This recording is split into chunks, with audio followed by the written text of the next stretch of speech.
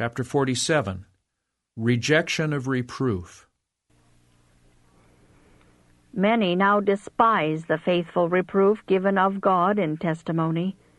I have been shown that some in these last days have even gone so far as to burn the written words of rebuke and warning, as did the wicked king of Israel. But opposition to God's threatenings will not hinder their execution.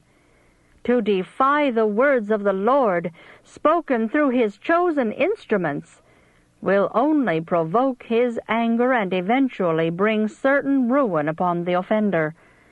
Indignation often kindles in the heart of the sinner against the agent whom God chooses to deliver His reproofs.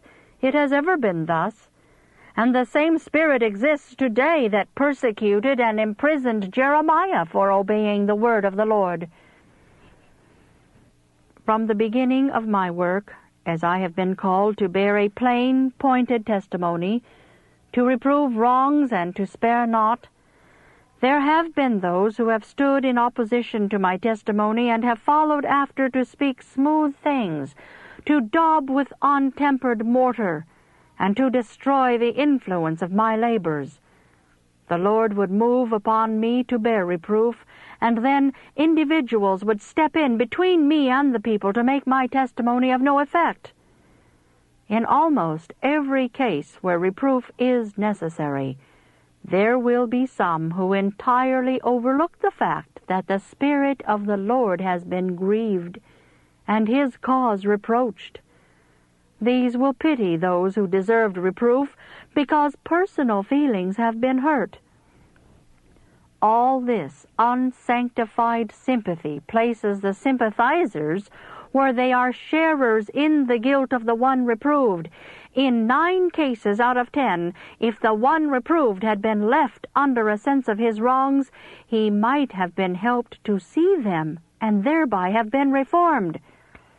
But meddlesome, unsanctified sympathizers place altogether a wrong construction upon the motives of the reprover and the nature of the reproof given, and by sympathizing with the one reproved lead him to feel that he has been really abused, and his feelings rise up in rebellion against the one who has only done his duty.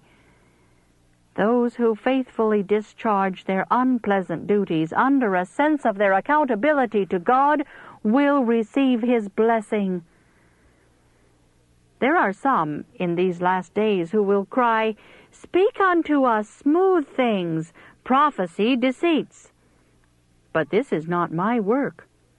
God has set me as a reprover of His people, and just so surely as He has laid upon me the heavy burden, He will make those to whom this message is given responsible for the manner in which they treat it.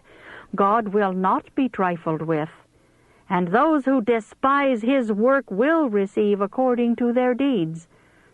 I have not chosen this unpleasant labor for myself. It is not a work which will bring to me the favor or praise of men. It is a work which but few will appreciate.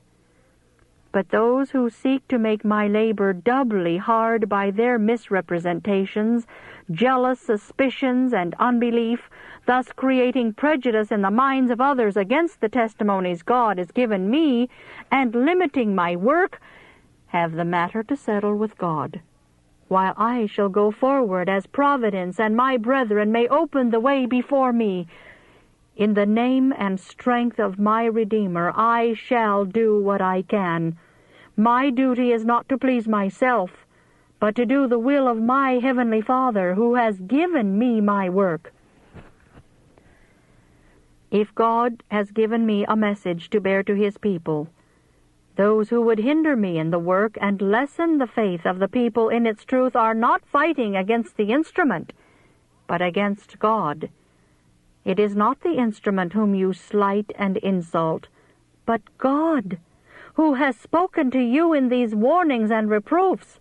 It is hardly possible for men to offer a greater insult to God than to despise and reject the instrumentalities that He has appointed to lead them.